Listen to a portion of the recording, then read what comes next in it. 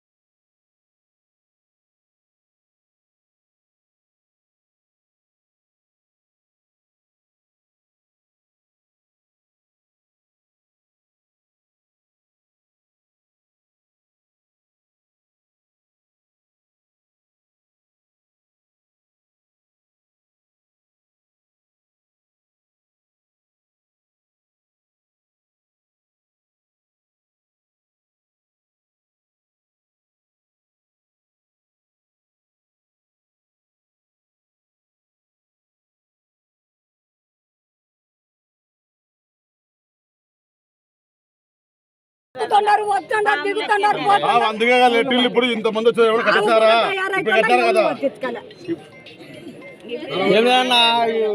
చంపేటనే మసాలా తీసేయాలి ఈసారి అన్నకు సపోర్ట్ చేయండి అది చేద్దాం మనము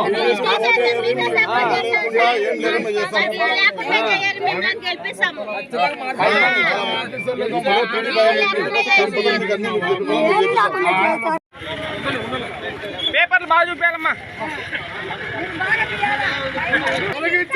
డబ్బు యాడును ఇక్కడ నుంచి డబ్బు యాడును పంపింగ్ యాడును పంపింగ్ యాడును పంపింగ్ యాడును పంపింగ్ యాడును పంపింగ్ యాడును పంపింగ్ యాడును పంపింగ్ యాడును పంపింగ్ యాడును పంపింగ్ యాడును పంపింగ్ యాడును పంపింగ్ యాడును వచ్చిన చెత్తని అంతా కాల్చడం వల్ల ఇక్కడ చుట్టుపక్కల ఉన్న 1వ వార్డు కానీ టీవీ నగర్కి కానీ అలాగే భీమవరం గ్రామ ప్రజలకి అందరికీ కూడా ఈరోజు ఇబ్బంది అవుతోంది. ఆ పొగ ఎంత డీప్గా వస్తున్నా కూడా మధ్యలో రోడ్ల మీద పోయే వాళ్ళకు కూడా యాక్సిడెంట్లకు కూడా కారణమయ్యే విధంగా ఈరోజు మున్సిపాలిటీ వాళ్ళు ఎందుకు చర్యలు తీసుకోవడం లేదనేది కూడా ఈరోజు వైఎస్ఆర్సీపీ నాయకుల్ని మున్సిపల్ అధికారులను కూడా ఈరోజు ప్రశ్నిస్తున్నాము.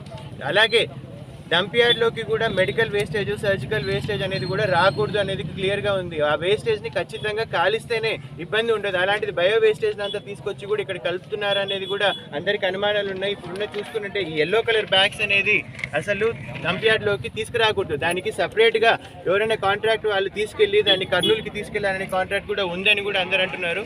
కానీ ఇవన్నీ కూడా ఎందుకు ఇక్కడ నంద్యాల డంప్ యార్డ్లోకి వేస్తున్నారనేది కూడా ఈరోజు మున్సిపల్ అధికారులు సమాధానం చెప్పాలి. ఇవన్నీ మెడికల్స్ కానీ అన్నీ కూడా ఈరోజు క్లియర్గా ఫొటోస్తో సహా ఈరోజు ప్రూఫ్స్ అన్నీ ఉన్నాయి. దీనికి ఎందుకు మున్సిపల్ అధికారులు సమాధానం చెప్పట్లేదు? ఈరోజు ఎమ్మెల్యే కానీ వీళ్ళందరూ ఏం చేస్తున్నారనేది కూడా ఈరోజు ప్రశ్నిస్తున్నాం. అలాగే మొత్తం ఇది వేస్టేజ్ అంతా కూడా గతంలో తెలుగుదేశం ప్రభుత్వం ఉన్నప్పుడు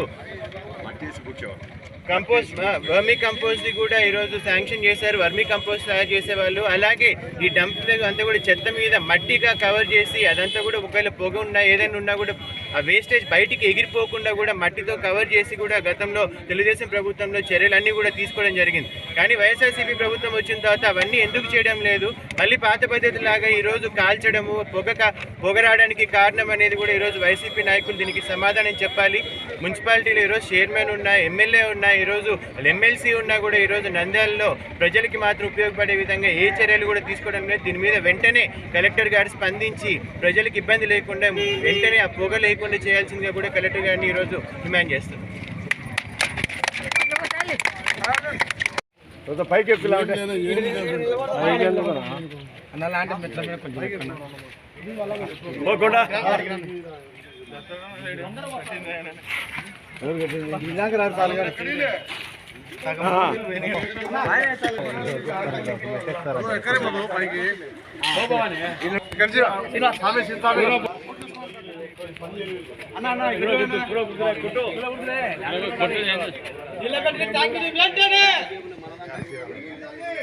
నిలబెట్టిన ట్యాంకిని వెంటనే